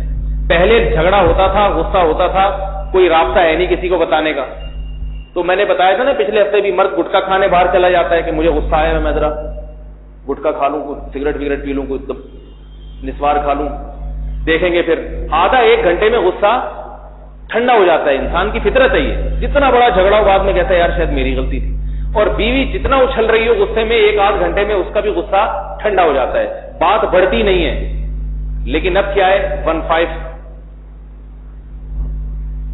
اور ابا کا نمبر بھی، ماں کا نمبر بھی، بھائیوں کا نمبر بھی، سب کے نمبر ہیں. ذرا سی بات ہوئی اور فوراً فون گھما دیا اور پھر بڑا چڑھا کے. تو آہستہ آہستہ سسرال بھی داماد کے خلاف پکتا رہتا ہے، ایک دن پک کے وہ پھٹ جاتا ہے. وہ ایک بچے نے پوچھا نا، ٹیچر نے اپنے اسٹوڈنٹ سے پوچھا کہ جنرل نالج کا سوال کیا کہ بیٹا ہمیں بجلی کون سپلائی کرتا ہے، KESC یا وابڈا والے. اس کا مقصد یہ تھا. بچے نے کہا ہمارے ماموں. حیران ہوئے بھی تمہارے ماموں کیوں بجلی دیتے ہیں؟ پھر کہا بیٹا ہمیں بجلی کہاں سے آتی ہے؟ انہوں نے کہا ہمارے یہاں تو ہمارے ماموں کے گھر سے آتی ہے. کہا بیٹا یہ کیسے پتا چلا؟ کہہ رہے ہیں جب بھی بجلی جاتی ہے نا میرے ابا کہتے ہیں سالے نے لائٹ بند کر دی. مراد تو اس کا KESC والے ہوتے ہیں نا. تو کہتے ہیں سالے نے. تو ہر دشمن کو کیا کہا جاتا ہے؟ سالہ. سالے نے لائٹ بند کر دی. تو سالے اس کے بچے کے ماموں ہو گئے نا. تو ہر دشمن کو سالہ کیوں کہا جاتا ہے؟ عرب میں تو نہیں کہا جاتا. اس لیے کہا جاتا ہے کہ یہ ایک قسم کی ہمارے معاشرے میں گالی بن گئی ہے کہ اس نے لڑنا ہی ہے، اس نے اپنی بہن کے حقوق کے تحفظ کے لیے بہنوں سے بہرحال لڑائی ہی کرنی ہے. تو کیا ہوتا ہے کہ موبائل فوراً بات ہو گئی اور بات بجائے تھمنے کے بڑھ جاتی ہے. وہ تو بےچارا گٹکا کھا کے آدھا 1 گھنٹے میں ہو سکتا ہے واپسی پہ 2 گٹکے لیتا ہوا آتا ہے، ایک اپنے لیے ایک اپنی بیوی کے لیے، اور معاملہ ٹھنڈا ہو جاتا. لیکن موبائل معاملے کو بڑھا دیتا ہے. تو میں نہیں کہہ رہا کہ آپ اپنی بیویوں سے موبائل جا کے چھینیں، لیکن بعض دفعہ مرد دیکھتا ہے کہ یہ گڑبڑ ہو رہی ہے گھر میں اور اس سے ہمارا گھر اجڑ جائے گا. پھر ایسے واقعات بھی آتے ہیں، انون نمبر سے کالیں آ رہی ہیں، آدمی کو دماغ خراب ہونا شروع ہو جاتا ہے. وہ یہ شک دور کرنے کے لیے کہ بھائی چھوڑو یہ دے دو. تو خواتین پھر کہتی ہیں کہ نہ، پھر اس پہ جھگڑے ہوتے ہیں، جرگے ہوتے ہیں، پتہ ہی نہیں چلتا غلطی کس کی ہے. 2 اور 2 4 کی طرح پتہ چل جائے. اگر آپ شریعت کو حکم بنائیں، امریکہ کے قانون کو حکم بنائیں گے، مولوی کو درمیان سے ہٹائیں گے آپ کہ نہیں مولوی کی بات نہیں ماننی، تو پھر کس قانون کو؟ میں پھر میاں بیوی سے کہتا ہوں بتاؤ پھر کس قانون کو فالو کرتے، اس قانون کے مطابق فیصلہ کر دیتے ہیں. امریکہ کا قانون تو پھر امریکہ میں تو پھر یہ بھی ہے کہ مرد نائٹ کلب بھی جا سکتا ہے، وہ رات کو گھر آنے کا پابند نہیں. آپ کا میاں جا سکتا ہے، کسی لڑکی سے زنا کر سکتا ہے، آپ اس کو روک نہیں سکتی. اور شوہر کی بیوی کہیں اور بھی منہ کالا کر سکتی ہے. کیا اس پہ راضی ہو؟ نہیں جی برطانیہ کا قانون. برطانیہ میں بھی بہت سے الٹے سیدھے قوانین ہیں. کوئی ایک تو انڈیا کا قانون لے لو، کوئی ایک تو قانون ہو نا جس پہ جھگڑا ہو. کوئی لا نہیں ہے، کوئی قانون نہیں ہے، تو جھگڑا کبھی حل نہیں ہوگا. تو بہتر ہے کہ ہم نے چونکہ کلمہ پڑھا ہے، مسلمان ہیں، تو مولوی صاحب ہی سے فیصلہ کرا لو کہ شریعت کیا کہتی ہے، اس میں غلطی شوہر کی ہے یا بیوی کی غلطی. 2 اور 2 4 کی طرح پتہ چل جائے گا. بعض دفعہ مرد اپنی غلطی نہیں مانتا، وہ کہتا ہے یہ چیز مجھ پر لازم نہیں ہے، حالانکہ شریعت نے اس پر لازم کی ہوتی ہے. وہ اب مثال کے طور پر عورت مہر کا اگر مطالبہ کر رہی ہے، مجھے مہر چاہیے، مجھے لینا ہے. اب مرد اگر نہیں دیتا اور کہتا ہے یہ کیسی بیوی ہے، یہ تو لالچی ہے، یہ تو اس کو تو پیسوں کی محبت ہے، میں اس سے اتنی محبت کر رہا ہوں، اس کے سارے خرچے اٹھا رہا ہوں، پھر بھی مہر مانگ رہی ہے، تو آپ کی یہ بات درست؟ بولو بھائی نہیں. اللہ نے عورت کو حق دی ہے، بھائی آپ نے شادی کی ہے تو مہر آپ کو دینا پڑے گا. جب وہ مطالبہ کرے، فقہاء نے یہاں تک لکھا ہے کہ بیوی شوہر کو اپنے قریب آنے سے روک سکتی ہے، 10 سال بعد بھی روک سکتی ہے کہ آپ نے مہر نہیں دیا، آپ کمرے سے باہر تشریف لے جائیں. سمجھ رہے ہو بات کو؟ تو یہ 2 اور 2 4 کی طرح پتہ چل جاتا ہے کہ غلطی کس کی ہے. تو اللہ تعالیٰ نے محصنات فرمایا کہ وہ عورتیں جو کسی مرد کی قید میں ہوں، جیل والی قید نہیں بلکہ قلعے والی قید میں. تو اس میں 2 علمی باتیں میں نے عرض کی. ایک تو یہ پتہ چلتا ہے کہ عورت پر نکاح کے بعد پابندیاں لگتی ہیں شوہر کی طرف سے، اور عورت پر واجب ہے کہ شوہر کی ان پابندیوں کو دل و جان سے قبول کرے، اور یہ یقین رکھے کہ یہ میرے گھر کی حفاظت کے لیے، میرا گھر بچانے کے لیے ہے، مجھے برباد کرنے کے لیے اور قید میں ڈالنے کے لیے نہیں ہے. اگر شوہر موبائل لے لیتا ہے سمجھ لے کہ اسی میں خیر ہے. اگر شوہر کہتا ہے کہ میرے گھر میں فلاں فلاں رشتے داروں کو نہیں آنے دو گی، تو سمجھ لو کہ بس ٹھیک ہے، اب آپ اس بحث کرنا پڑے گا، کوئی جواب نہیں. اللہ نے جب حکم دے دیا اپنا گھر آباد کرو، بس ماں باپ سے ملنا ہے آپ چلی جائیں، مہینے میں 1 دفعہ ان سے ملاقات وہ لازمی ہے، وہ جائے، وہ شوہر سے نہیں ہو سکتا. تو اس طرح کی پابندیاں عورت کو قبول کرنی چاہیے، اس سے فیملی سسٹم مضبوط رہتا ہے، خاندانی نظام مربوط رہتا ہے. اور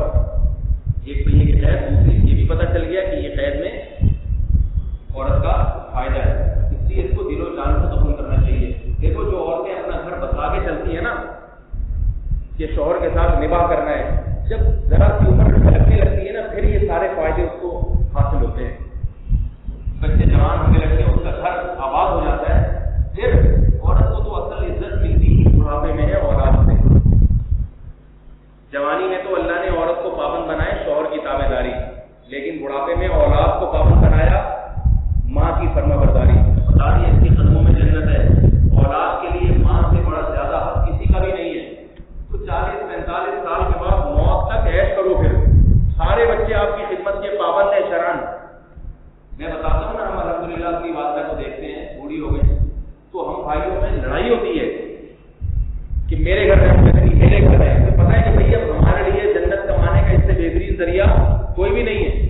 ہمارے اکابر اس کا بڑا اہتمام کیا کرتے تھے۔ میرے خاندان کے بزرگ تھے، ہمارے نانا سے ایک دفعہ حضرت مولانا عبدالرحیم نائپوری رحمۃ اللہ علیہ کے پاس گئے، سہارنپور میں بہت بڑے بزرگ گزرے کہ حضرت میرے لیے دعا کر دیں۔ انہوں نے فرمایا تمہاری والدہ زندہ ہے؟ ہاں زندہ ہے۔ فرمایا کہ پھر میرے پاس کیوں آئے ہو گئے خوب؟ ایسے ہی الفاظ، جاؤ ان کی خدمت کر کے ان سے دعا لو۔ ماں کے ہوتے ہوئے کسی اور بزرگ سے دعا کروا رہا ہے، ایسی ڈانٹ کر کے بھگایا ان کو۔ تو اللہ نے اتنا بڑا حق بنایا، اور اگر یہ بوائے فرینڈ کے چکر میں لگی گئی اور نکاح کی عمر گزر گئی، اور بوائے فرینڈ سے نقصان ایک اور بھی ہوتا ہے کہ لڑکی کو پھر یہ اتنی چپڑی باتوں کی عادت پڑ جاتی ہے۔ بوائے فرینڈ تو آپ سے رہتا ہے نا بیٹھ کے میں آسمان کے ستارے بھی توڑ دے، شوہر ایسی کوئی اوٹ پٹانگ بات نہیں کرتا۔ بوائے فرینڈ کو اس کو شیشے میں اتارنے کے لیے میں آسمان سے ستارے بھی توڑ کے لے آؤں گا، تم کہو میں ٹرک کے نیچے آ جاؤں، تم کہو میں ٹرک کے نیچے آ جاؤں، پیسے بھی خرچ کرتا ہے، کنگال ہو جاتا ہے خرچ کر کے، کیونکہ اس کو پتا ہے اولاد اور خود بھی کما رہا ہوتا ہے اس طرح، اس کو خرچوں کا تو اندازہ نہیں ہوتا کہ بیٹیاں ہیں اور بیٹے ہیں اور تعلیم ہے، یہ چیزیں تو شادی کے بعد ہوتے ہیں نا۔ تو شوہر اس قسم کے دعوے کبھی نہیں کرتا کہ میں آسمان سے ستارے توڑ کے لے آؤں، میں یہ کر دوں، میں یوں کر دوں۔ اس کو پتا ہے بھائی بیوی اگر پہلے بوائے فرینڈ کی عادت ہوتی ہے نا تو وہ یہی باتیں شوہر سے پھر سننا چاہتی ہے، مگر شوہر سے اس قسم کی باتیں اس کو سننے کو ملتی ہیں، پھر اس کے دل میں شوہر تو الٹی باتیں نہیں کرے گا، وہ جتنا خرچہ کر سکتا ہے نا اتنا ہی کرے گا۔ وہ کہے گا نہیں میں آسمان سے کوئی ستارے نہیں توڑ کے لا رہا، میرا دماغ نہیں خراب ہے۔ سیدھی بات کرو، کیا چاہیے؟ پیسے چاہیے تو کیوں چاہیے، ریزن بتاؤ۔ جب تک ریزن نہیں بتائے گی دے گا فالتو نہیں ہے، بچے کہتے ہیں سب کے خرچے اٹھانے، تم کل بیمار ہو گئی تو بھی میرے ہی بچے لگے رہے سارا، اس لیے اتنے پیسے دوں گا، اس سے زیادہ نہیں ہے۔ تو یہ ساری چیزیں جو ہے نا وہ اب عادت چونکہ بوائے فرینڈ کی بڑی کی ہوتی ہے، شوہر پھر سمجھ میں نہیں آتا ان کے طلاق ہوگی، یہ تم سے محبت ہی نہیں کرتے، یہ تو ٹائم ہی نہیں دیتے۔ وہ ٹائم دینے کے لیے قائد اعظم کے مزار کا انتظار کرتا تھا 1 گھنٹہ، ٹھیک ہے نا، ٹائم دینے کے لیے۔ وہ اتنا عاشق شوہر تو ایسے تھوڑی کرتا ہے، اس کو پتا ہے بھائی آفس میں بھی ٹائم دینا ہے، کچھ دوست احباب بھی ہیں، کچھ مدنی مسجد بھی ہے، اور بچے بھی ہیں اور تبو بھی ہے، یہ ساری چیزیں اس کے ساتھ لگی ہوئی۔ اس کو پتا ہے بیوی ہے تو ہمیشہ کی ہمیں وہ اتنا ٹائم دے رہا ہے تو ساری زندگی کے لیے اپنے گھر لا کے رکھ لیا، اس کو سمجھتی ہے کہ ٹائم نہیں دے رہا، اور وہ جو آدھا 1 گھنٹے کے لیے بیٹھا ہوتا تھا اس کو سمجھتی بہت ٹائم دیتا تھا، جبکہ یہ بھی پتا ہے کہ یہاں سے اٹھنے کے بعد ہو سکتا ہے کسی اور کو کلفٹن کے پارک میں اس نے ٹائم دیا ہو۔ تو اس لیے عورت کو چاہیے شوہر کی نعمت کو بہت بڑی نعمت سمجھے، اس کے ساتھ نبھا کرے، اس کو سر کا تاج سمجھے، اور اس کی پابندیوں کو دل و جان سے قبول کرے گئے۔ آپ نے پابندی لگائی ہے نا، گھر سے باہر نہیں جانا، نہیں جاؤں گی، یہ میرا گھر ہے اور میں اس گھر کو گھر سمجھوں گی، اسی کو آباد کرنے میں۔ اور آپ نے کہا نا فلاں فلاں گھر میں داخل نہیں ہوں گے داخل، دیندار عورت یہ کرتی ہے، میری عورت کہے گی کیا کیوں نہیں آؤں، آپ کو مجھ سے روکنے والا ہے، آپ کہو گے اللہ نے مجھے حق دیا، اللہ نے آپ کو اور بہت ساری باتیں نہیں بتائی، ساری باتوں پر عمل کرتے ہیں، اللہ نے آپ کو تو یہی تو کہا ہے کہ یہ کیا کرو، یہ کیا کرو، یہ کر رہے ہیں، باقی ساری ایسے جوابات ہوتے ہیں وہ آدمی کہتے ہیں یار اللہ نے تو واقعی مجھے فجر کی نماز بھی کہا ہے، وہ تو مجھ سے پڑھی نہیں جاتی۔ تو دلائل کا تو جواب دینا بہرحال ممکن نہیں ہے۔ آپ کہو کہ اللہ نے مجھے جو حکم دیے ہیں جو میں پورے نہیں کر رہا، تو مجھے بھی چوڑے میں آؤں گا قیامت کے دن، ٹھیک ہے نا، اس لیے میں اللہ سے توبہ استغفار کرتا ہوں، اس کی سزا مجھے اللہ دے گا، آپ دنیا میں دینے کی کوشش نہ کریں۔ آپ کو جو اللہ نے پابند بنایا میرے حقوق کے لیے، تو میں اس کا مطالبہ میں خود کروں گا، کیونکہ وہ میرا حق ہے، اللہ نے میرے لیے دیا ہے۔ پھر اس کو بتائیں کہ اگر میں آپ کو خرچہ پانی دینا بند کر دوں اور نان نفقہ نہ دوں میں آپ کو، اگر پھر آپ یہ تانا دیں گی نا کہ اللہ نے کہا ہے کہ بیوی کو پرچہ دو. پھر اگر میں کہوں کہ میں جیسے اللہ کے اور احکام پہ عمل نہیں کر رہا کوئی خرچہ پانی بھی نہیں دے رہا, تو یہ جواب درست ہوگا کیا؟ ظاہر ہے غلط ہوگا. آپ کہو گے بھائی وہ آپ کا اللہ کا معاملہ ہے, میرے سے جو شادی ہوئی تھی میں تو اس کا مطالبہ کروں گی نا حقوق کا. تو آپ بھی کہو کہ میری جو آپ سے شادی ہوئی تھی وہ آپ سے جو حقوق ہے وہ میں وصول کروں گا اگر میں اپنے حقوق آپ کو دے رہا ہوں. تو یہ کچھ جوابات مجھے اچھی طرح یاد ہو گئے.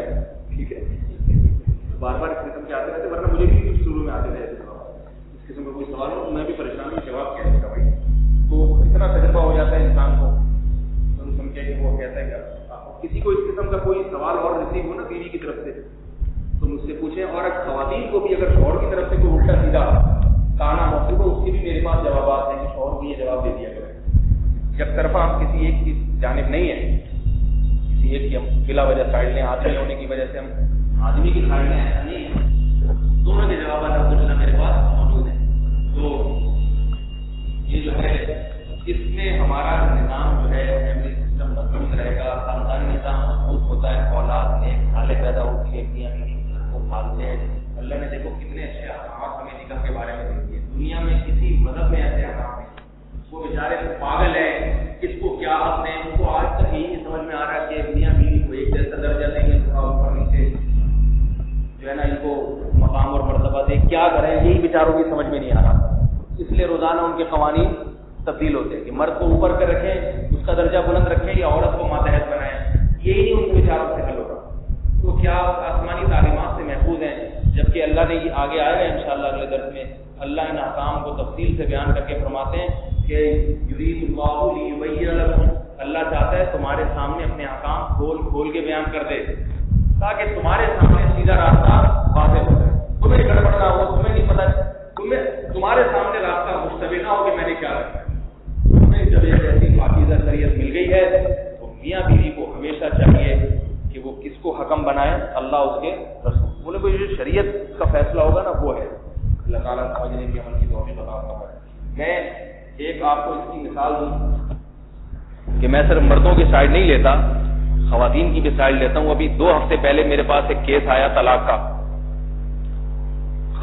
خاتون نے لکھ کے بھیجا میرے میاں کے یہ مظالم, 4 صفحے لکھ کے بھیجے. شوہر چونکہ تعلق تھا مجھ سے, میں نے ان کو بلایا, انہوں نے بھی بیوی کے بارے میں پوری گردان سنا دی. یہ اب ہمیں اس سے کیا کہ کون صحیح ہے کون غلط ہے. میں نے کہا مسئلہ کیا, کہہ رہے میں نے بہرحال چھوڑنے کا فیصلہ کر دیا, نہیں رکھوں گا. اب کسی کے فیصلے کو تو انسان تبدیل نہیں کر سکتا, وہ تو خود ہی بہتر سمجھتا ہے رکھ سکتا ہے یا نہیں رکھ سکتا. اس میں کسی تیسرے کو اللہ نے دخل اندازی کی اجازت نہیں دی ہے. یہ بھی اس سے ایک اور مسئلہ بھی سمجھیں کہ میرے پاس بعض لوگوں کے فون آتے ہیں کہ بیوی کو ہم چھوڑنا چاہتے ہیں, پیر صاحب شیخ صاحب کی طرف سے اجازت نہیں ہے, یعنی جس شیخ سے بیعت ہے ان کی طرف سے اجازت نہیں ہے. تو یاد رکھیں اس معاملے میں بھی شیخ کی اتباع واجب نہیں ہے. یہ فیصلہ نہ کہ چھوڑنا بہتر ہے یا رکھنا بہتر ہے, یہ اللہ تعالیٰ نے مرد کو اختیار دیا ہے. اس میں شیخ کی اطاعت اور اتباع کی کوئی حیثیت نہیں ہے. مشورہ ہے, مشورہ تو ہم بھی دیتے ہیں کہ بھائی نباہ کرو, اور اگر مرد کی غلطی ہے تو پھر تو منع کرتے ہیں کہ بھائی آپ کیوں چھوڑ رہے ہو, ظالم ہو کے آپ اس کو طلاق دے رہے ہو. لیکن حقیقت میں کیا ہے یہ فیصلہ کرنا ممکن نہیں ہے. اس لیے اس میں شیخ کو یا فلاں کی اطاعت, کسی کی اطاعت واجب نہیں ہے. یہ اللہ تعالیٰ نے دونوں کو ایک دوسرے کا لباس بنایا ہے نا, تو میاں بیوی ہی ایک دوسرے کو جتنا سمجھ سکتے ہیں کوئی تیسرا سمجھ ہی نہیں سکتا. بلکہ میں تو کہتا ہوں کہ دونوں کے جھگڑوں میں بعض دفعہ یہی نہیں پتا چلتا کہ یہ سچ کہہ رہی ہے یہ سچ کہہ رہے ہیں. دونوں بھر کے تسلی کے ساتھ جھوٹ بول رہے ہوتے ہیں. تو کیس آیا کہ جی میں نے چھوڑنے کا فیصلہ کر لیا ہے. تو خاتون نے کہا کہ یہ مجھے طلاق دے ہی رہے ہیں لیکن یہ بچے بھی چھین رہے ہیں مجھ سے اور ملنے بھی نہیں دے رہے. میں نے کہا بھائی کیوں نہیں ملنے دے رہے؟ کہہ رہے ہیں وہ بچوں کو خراب کر دیتی ہیں, میرے خلاف ورغلاتی ہیں. تو میں نے ان سے کہا کہ طلاق ٹھیک ہے, آپ کا حق ہے, آپ نہیں اگر میاں بیوی میں نباہ ہو پا رہا. عورت کی باتوں سے بھی لگ رہا ہے کہ وہ طلاق پہ گویا راضی ہے, وہ بھی روز روز کے جھگڑوں سے تنگ آ گئی ہے. اور بظاہر باتیں مرد کی صحیح معلوم ہو رہی تھی کہ غلطی عورت کی ہے, بظاہر حقیقت تو اللہ ہی جانتا ہے. میں نے ان سے یہ بات کہی کہ آپ بچوں کو ماں سے ملنے سے روک نہیں سکتے, یہ ممکن نہیں ہے. آپ کو زیادہ سے زیادہ تو شریعت نے حق دیا ہے, وہ کیا دیا ہے کہ نکاح کا رشتہ ختم کر دیں, لیکن ماں سے ملنے سے روک دینا اس کی آپ کو قطعاً شریعت کی طرف سے اجازت نہیں, چاہے کچھ بھی ہو جائے. اس پہ وہ تھوڑے سے سٹپٹا رہے تھے، بھائی اتنی غلط قسم کی عورت، ٹھیک ہے نا. میں بچوں کو میں نے کہا جتنی بھی غلط قسم کی ہے، جنا کس نے ہے؟ آپ نے نہیں جنا بلکہ اس نے جنا ہے. 2 سال اپنی چھاتی سے دودھ کس نے پلایا ہے بھائی؟ ماں نے پلایا، آپ نے نہیں پلایا. صحیح ہے نا. یہ ساری ٹینشنیں اس نے اٹھائی ہیں. اب آپ کیا کر رہے ہیں؟ اس کی سزا اس کو یہ دے رہے ہیں کہ اس کے بچے اس سے چھین رہے ہیں، محروم کر رہے ہیں. اس کی آپ کو قطعاً اجازت نہیں ہے. تو وہ تھے بہرحال دیندار آدمی، تو دل سے اس پہ راضی نہیں تھے بالکل، لیکن وہ شریعت کے سامنے کہنے لگے کہ اب اگر واقعتاً بغیر کسی لچک کے شریعت کا یہ حکم ہے تو میں اس کو تسلیم کرتا ہوں، اگرچہ میری سمجھ میں نہیں آ رہا. وہ 1 گھنٹے کی ملاقات میں وہ ایسا پٹیاں پڑھاتی ہے نا بچوں کو کہ وہ بگاڑ دے گی. میں نے کہا کوئی بات نہیں، اللہ پہ اعتماد کرو، توکل کرو. بہرحال وہ ملانے پہ راضی ہو گئے. ان خاتون کا پھر فون آیا، اللہ آپ کو بہت جزائے خیر دیں مولوی صاحب. تو میں یہ اس لیے بتا رہا ہوں کہ بعض لوگ سمجھتے ہیں کہ ہم ہمیشہ ون سائیڈڈ رہتے ہیں، ایسا نہیں. یہ کسی نے پوچھا ہے میں گانوں کے چینل میں ایڈورٹائزنگ کی جاب کرتا ہوں، کیا میری آمدنی حلال ہے؟ نہیں جائے حلال ہے بھائی. گانوں کے چینل میں کہاں سے حلال ہو گئی؟ اکثر لوگ یہ کہتے ہیں کہ آپ مردوں کو نگاہوں کی حفاظت پر راغب کریں، عورتیں خود ٹھیک ہو جائیں گی. تو پردے پر زور صرف عورت کے لیے کیوں؟ اگر کوئی عورت پردہ نہ کرنا چاہے تو کیا زبردستی کروایا جائے؟ بھائی دونوں کا حکم ہے، مرد کو نگاہ جھکانے کا حکم ہے، عورت کو پردے کا حکم ہے. دونوں کا حکم ہے. سوال پوری طرح سمجھا نہیں. پردے پر زور صرف عورت کے لیے کیوں؟ اور اگر کوئی عورت پردہ نہ کرنا چاہے تو کیا زبردستی کروایا جائے؟ زبردستی حکومت کا کام ہے، ہمارا کام نہیں. البتہ شوہر بیوی پہ زبردستی کر سکتا ہے، اس کو شریعت نے اجازت دی ہے، حکم تو یہی ہے. لیکن آج کل کے لیے میں کہتا ہوں کہ زبردستی نہ کریں بیوی پر، کیونکہ زبردستی کریں گے تو معاملہ بجائے سدھرنے کے بگڑتا ہی ہے. مشاہدہ ہی ہے. پھر طلاق ہو جائے گی، پھر دوسری لے کر آئیں گے، اس گن پوائنٹ پہ کروانا پڑے گا. پھر اس کو چھوڑ دیں گے، تیسری لائیں گے تو وہ 18 15 لوگ اس طرح کی شادیاں ہی کرتے رہیں گے بیٹھ کے پھر شادی سے. تو اس میں بہتر یہ ہے کہ پہلے کوشش کریں باپردہ عورت سے نکاح کا پیغام ہی اس لڑکی کو بھیجیں جو پردہ کرتی ہو، تاکہ یہ مسئلہ ہی حل ہو جائے. باپردہ لڑکی گھر میں آئے گی تو آپ کی بیٹیاں بھی پردہ کریں گی، بے پردہ گھر میں آئے گی تو اپنی بیٹیوں سے پردے کا تصور پھر نکال دیں. یہ ہو ہی نہیں سکتا کہ ماں بے پردہ اور بچیاں، چاہے آپ سال لگا لیں تبلیغ میں، آپ کی بیٹیاں پردہ نہیں کریں گی. بیٹیاں ماں کو دیکھ کے چلتی ہیں ان چیزوں میں. تو اس لیے جو کنوارے ہیں وہ یہ شرط لگائیں کہ ہم شادی اسی لڑکی سے کریں گے جو پہلے سے شرعی پردہ کرتی ہوگی. یہ ایک شرط ہے، صرف اتنا کافی نہیں ہے، اس کے علاوہ اخلاق اور خاندان بھی ہے. پردہ کرتی ہے مگر ہے چور، تو پھر کیا فائدہ بھائی. یہ سب چیزیں بھی دیکھیں. اس لیے کہہ رہا ہوں کہ لوگ مجھے پھر فون کرتے ہیں نا کہ ہم نے تو آپ کے مشورے پر باپردہ خاتون سے شادی کی، بے پردہ اتنی رشتے داریں تھیں، اتنے نیک تھی اور ہر طرح کی تھی، لیکن پردہ نہیں کرتی تھی، آپ نے کہا تھا پردہ، وہ تو چور نکلی. تو بھائی میں نے یہ تھوڑی کہا تھا کہ پردہ ہو اور چور بھی ہو ساتھ میں. یہ تو ایک چیز بتائیے، باقی آپ تحقیقات کریں. تو یہ شرط لگائیں. اور جو کر چکے ہیں شادی، اچھا اس شرط میں فائدہ یہ ہوگا کہ پردے والی عورتیں پہلے نمٹیں گی. ان کا حق بھی ہے نا کہ وہ پردہ کر رہی ہیں، شریعت پہ چل رہی ہیں، ان کا گھر بسانے کی فکر پہلے ہونی چاہیے. اور جو پردہ نہیں کر رہی تو ان کو محبت ہی سے سمجھائیں تو بہتر ہے. دل بنانے کی کوشش کریں. بعض چیزیں زمانے کے لحاظ سے تبدیل ہو جاتی ہے. اس زمانے میں سختی کریں گے کوئی فائدہ نہیں ہوگا. وہ اوپر سے لبادہ اوڑھ لے گی، جب آپ آفس جائیں گے تو پھر وہ پہلے سے بھی زیادہ آزاد ہو جائے گی. ٹھیک ہے نا، کیونکہ آپ کو دکھانے کے لیے ہوگا وہ پردہ. تو بہتر یہی ہے نا کہ آہستہ آہستہ علماء کے بیانات میں بٹھائیں. ہمارے جو اکابر گزرے حضرت حکیم اختر صاحب رحمہ اللہ تعالیٰ، ان کے بیانات خواتین کے لیے بہت ہی مفید ہیں. پردے کے بیانات ہیں، بہت خواتین نے پردہ کیا ہے. حضرت پیر ذوالفقار صاحب ہے، ڈیفینس میں مفتی عبدالستار صاحب کا بھی سنا ہے، بہت زبردست بیان ہوتا ہے. حضرت میں صاحب ہوں، میں تو نہیں ہوں لیکن آپ لوگ کہتے ہیں اس لیے کہہ رہا ہوں. تو بہرحال میرا نہ بھی سنائے کوئی اتنا مسئلہ نہیں ہے. میرے بیانات خواتین میں مقبول نہیں ہیں. یہ عجیب بات بتا دوں، میرے بارے میں جو رپورٹ ہے نا، رپورٹ کہ پورے پاکستان میں میں ایسا مولوی ہوں خواتین جس کا بیان سب سے کم سنتی ہیں. سمجھ رہے بات؟ فیس بک پہ بھی سب سے کم میرے پیج کو خواتین نے لائک کیا ہوا ہے. مرد زیادہ ہے، مردوں کا ریشو زیادہ ہے، خواتین کا ریشو کم ہے. میرے بیان میں بھی خواتین بہت کم آتی ہیں. آپ وہاں منگل کے بیان میں دیکھیں، جبکہ میں دیکھتا ہوں دوسرے علماء کے بیان میں بہت زیادہ خواتین ہوتی ہیں. تو تو اس کی وجہ آپ کو پتہ ہے, بتانے کی ضرورت نہیں. وہی 2-3 شادیوں کی بات وہ کہتی ہیں بگاڑ دے گا ہمارے میاں. حالانکہ خواتین کو یہ سمجھنا چاہیے کہ میں مردوں کو پھنسوا رہا ہوں. ایک شادی کر کے آدمی پھنستا ہے تو 2-3 کر کے تو چوڑے میں آ جائے گا وہ. ٹھیک ہے, خواتین کے حقوق کے لیے پھنسوا رہا ہوں کہ تم ایک عورت کی ذمہ داری نہیں 3-3 4-4 کی ذمہ داری اپنے سر پہ لو, تاکہ جن کی نہیں ہوئی وہ بھی نمٹیں. لیکن خواتین اس بات کو سمجھتی نہیں ہے, وہ کہتی ہیں ہمارے خلاف ہے یہ جو میں موبائل کی بات کر دیتا ہوں, موبائل پر پابندی, خواتین اس پہ بھی پریشان ہوتی ہیں. یہ ایک اور نئی پابندی لگواتی, بھائی یہ بھی آپ کا گھر بچانے کے لیے, ہمارے پاس کیسز آ رہے ہیں بچانے کے لیے کہ آپ کا گھر عزت کے ساتھ رہے, آپ جو ہے نا عزت اور تحفظ کے ساتھ زندگی گزارے, صرف آپ کے فائدے کے لیے. لیکن بہرحال خواتین ہے نا, سمجھے گی کہاں بات کو. خواتین کو بات سمجھانا اونٹ کو رکشے میں بٹھانے سے زیادہ مشکل ہے. تو اس لیے جو ہے کیا نام ہے, کیا بات تھی, کہاں سے آ گئی,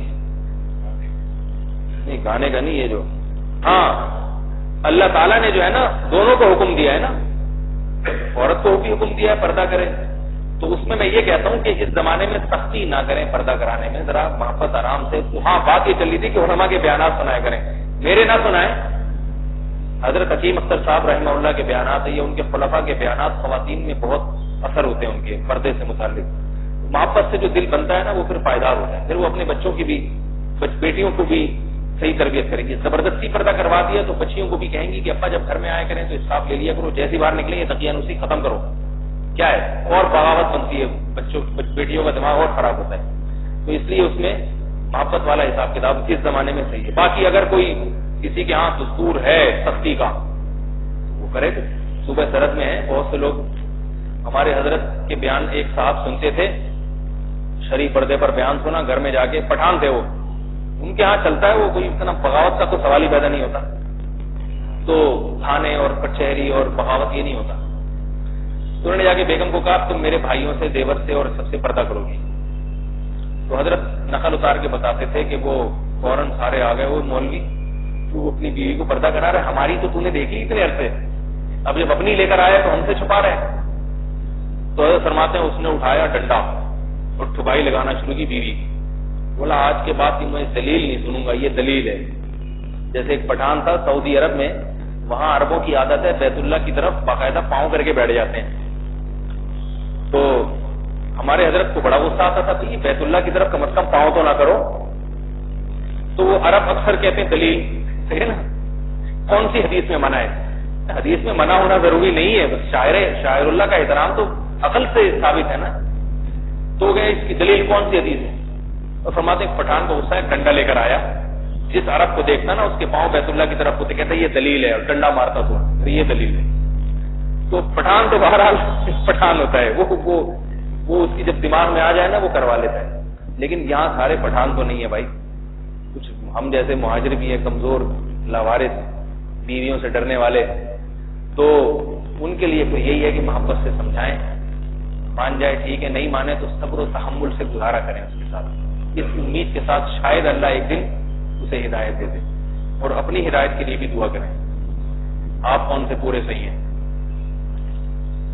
یہ والد صاحب پر قربانی فرض ہے اور وہ طاقت بھی رکھتے ہیں قربانی کرنے کی, مگر میں چاہتا ہوں کہ والدین کی قربانی اپنے پیسوں سے کروں, کیا اس سے ان کی قربانی ادا ہو جائے گی؟ بالکل ہو جائے گی, ان کی اجازت سے ہو. اگر ڈکیتوں کو دوران ڈکیتی مارنا تو جائز ہے. سوال یہ اگر دوران ڈکیتی نہ مار سکے اور بعد میں وہ ہاتھ آ جائے تو بعد میں نہیں مار سکتے, اس کو اسی وقت قتل کر سکتے ہیں, اسی وقت دوران ڈکیتی اس کو ٹپکا دیں, بلوے میں مارا جائے. خواب میں تقریباً روز سانپ اور بچھو نظر آتے ہیں. خواب میں جب بھی سانپ اور بچھو نظر آئے تو یہ دیکھ لیں آپ چت لیٹے ہوئے ہوں گے. جب انسان کے پیٹ میں گیس ہوتی ہے اور وہ چت لیٹا ہوا ہوتا ہے تو اس کو یہ ڈرانے خواب آتے ہیں. اس لیے کروٹ کے بل سوئیں گے تو صرف بچھو رہ جائیں گے, سانپ بھاگ جائیں گے. اور اگر پیٹ صحیح ہوگا تو بچھو بھی ختم ہو جائیں گے. سمجھ آ رہی ہے بات؟ اس لیے اس میں کسی عامل کے پاس یا تعویذ گنڈوں کی ضرورت نہیں. میں اپنا دیکھتا ہوں کبھی پیٹ خراب ہونا تو پتہ نہیں کیا کیا آ رہا ہوتا ہے خواب. آپ کی ریفریشمنٹ کے لیے ایک چھوٹا سا واقعہ سنا دوں, آپ کو بڑا مزہ آئے گا. بیان تو ختم ہو گیا. تو ایک آدمی جو ہے, ایک خاتون نے اپنے شوہر کے خلاف کیس کیا عدالت میں. پرانے زمانے کی بات ہے, قاضی جب ہوا کرتے تھے کیس یہ کیا کہ میرے شوہر جو ہے رات کو بستر پہ پیشاب کر دیتا ہے. اس آدمی کے ساتھ میں گزارا کہ کوئی آدمی ہے, بچہ ہی ہے, تو رات کو بستر پہ پیشاب کر دیتا ہے. میرا گزارا نہیں, مجھے خلا چاہیے عدالت سے. قاضی نے بلوایا اس کے شوہر کو, یہ کیا نیچ گھٹیا حرکت ہے. تو شوہر نے کہا جی میرا بیان سن لیں, اس کے بعد آپ کو وجہ سمجھ میں آ جائے گی. ایسا عذر ہے, میں واقعی پیشاب کرتا ہوں بستر پہ, لیکن عذر ہے میرے پاس. قاضی نے کہا جی عذر بتاؤ. اس نے کہا جی مجھے جب میں سوتا ہوں نا, مجھے خواب آتا ہے کہ سمندر کے بیچ میں ایک تھوڑی سی پہاڑی ہے, اونچی ہے لیکن چھوٹی. اس پہاڑی کے اوپر ایک اور مینار ہے, ایک عمارت ہے. اس عمارت کے اوپر ایک اونٹ ہے. اس اونٹ کی گردن پہ میں بیٹھا ہوا ہوں. نیچے کیا ہے؟ سمندر. کیسا خطرہ ہے. اونٹ اب پانی پینے کے لیے گردن جھکاتا ہے تو اس خوف سے کیا ہوتا ہے, میرا پیشاب نکل جاتا. تو قاضی نے بیوی سے کہا کہ بھائی یہ تو بڑا معقول عذر ہے. یہ تو قاضی بھی نا ایسے کپ کپانے لگا نا, کہہ رہا بھائی یہ تو بالکل معقول عذر ہے. بیوی نے کہا کیسے بھائی, ایسا خواب تھوڑی جس سے پیشاب نکل جائے. قاضی نے کہا میرا پیشاب نکل گیا سن کے. قاضی نے کہا میرا سن کے نکل گیا, اس کا دیکھ کے نہیں نکلے گا. میرا تو یہ واقعہ سن کے نکل گیا. تو خواب میں یاد رکھو کچھ بھی آ سکتا ہے. جاگتی حالت میں اگر کسی کو سانپ اور بچھو نظر آ رہے ہیں تو بتائے کہ بھئی یہ گھر میں سب کچھ ٹھیک ٹھاک ہے, پھر یہ سانپ گھس کہاں سے رہے, اس کی فکر کریں. خواب میں نہ سانپ سے پریشان ہوا کریں نہ بچھو سے. یا تو کوئی ٹینشن ہوتی ہے دماغی, گھریلو پریشانیاں ہوتی ہیں تو وہ پھر ٹینشن ہے, خواب میں سانپ بچھو کی شکل میں آ جاتی ہے. اور اکثر و بیشتر معدے کی خرابی سے ڈرونے خواب آتے ہیں انسان کو. چت لیٹنے سے, چت لیٹنا منع بھی ہے, صحت کے لیے نقصان دہ بھی ہے. سیدھا نہ لیٹا کرے بالکل, اس سے گردوں پہ جو ہے نا گیس کا دباؤ پڑتا ہے, پھر وہ دماغ پہ چڑھتا ہے, پھر دماغ پریشان ہو کے بچھو دکھائے گا. وہ یہ تو خواب میں تو جو حقیقی کیفیت ہوتی ہے نا وہ سامنے آ جاتی ہے انسان. بال بھی بہت جھڑتے ہیں, نظر لگنے کا بھی اندیشہ ہے. یہ تو مجھے حکیم سمجھ لیا آپ لوگوں نے. کیا قومی ترانہ یا جہادی ترانوں میں یا قومی نظموں میں ہلکی پھلکی موسیقی اور میوزک جائز ہے؟ جائز نہیں ہے, اس میں لوگ حدود سے تجاوز کرتے ہیں. دف بجانے کی اجازت ہے حدیث میں شادی بیاہ وغیرہ کے موقع پر, لیکن علماء اس لیے منع کرتے ہیں کہ لوگ ان چیزوں میں دف پہ رکتے نہیں ہیں. بس وہ دف ہوگا پھر تھوڑا سا تھرکنا بھی شروع کریں گے, پھر اس کے ساتھ موسیقی بھی, تو بریکیں لوگوں کی فیل ہیں, اس لیے علماء منع کرتے ہیں. فیس بک پر اپنی تصویر لگا سکتے ہیں. ڈیجیٹل تصویر میں بہت اختلاف ہے علماء کا. فیس بک پہ ڈیجیٹل تصویر ہی ہوتی ہے, اس میں احتیاط اسی میں ہے کہ نہ لگائی جائے. تو ڈیجیٹل تصویر کو کسی ضرورت سے استعمال کر لیں, بلا ضرورت احتیاط بہتر ہے. آج کل جو بچھو کا کاروبار عروج پر ہے اور غیر ملکی دواؤں میں کسی بھی چیز میں اس کاروبار کی خرید و فروخت جائز ہے؟ یعنی بالکل جائز ہے. ایک صاحب نے 1 لاکھ روپے کا بھی بچھو بیچا ہے, مجھے بتا رہے تھے. بچھو کی اتنی, کالے رنگ کا کرتا پہن کر شلوار پہننا صحیح نہیں ہے, مکروہ عمل ہے کالا رنگ. باہر ملک پڑھائی کے لیے جانا جائز ہے بشرطے کہ یقین ہو کہ میں گناہوں سے محفوظ رہوں گا. کیا بہو ساس کے آپریشن میں 2 میں زکات کے پیسے دے سکتی ہے؟ بہو اپنی ساس کو زکات دے سکتی ہے, لیکن آپریشن میں ڈائریکٹ خرچ نہیں کرے گی, بلکہ ساس کو مالک بنانا ضروری ہے. تو اس کا طریقہ یہ ہے کہ ساس سے اجازت لے لی جائے کہ میں آپ کو رقم دینا چاہتی ہوں, آپ ڈاکٹر کو وکیل بنا دیں, یا جو بھی بل جمع ہوگا نا ان لوگوں کو وکیل بنا دیں, آپ کی طرف سے وہ قبضہ کریں گے. پھر ہم جتنے پیسے ہوں گے آپ کے علاج کی مد میں اس ڈاکٹر کو دیتے رہیں گے, یا اسپتال کو جو بھی رقم کو جمع کرنے کے لیے بیٹھا ہے اس کو وکیل بنا دیں. ساس کے لیے جائز ہے. اس میں 2 فائدے بھی ہیں, زکات بھی ادا ہو جائے گی اور ساس بہو کا رشتہ بھی مضبوط ہو جائے گا. حدیث میں آتا ہے رشتہ داروں کو زکات دینے میں دگنا ثواب ہے, ایک زکات کا اور ایک صلہ رحمی کا, رشتہ داری جوڑنے کا. تو یہ زیادہ ثواب کی بات ہے رشتہ داروں کو زکات دینا. سبحانک اللہم و بحمدک نشہد ان لا الہ الا انت نستغفرک.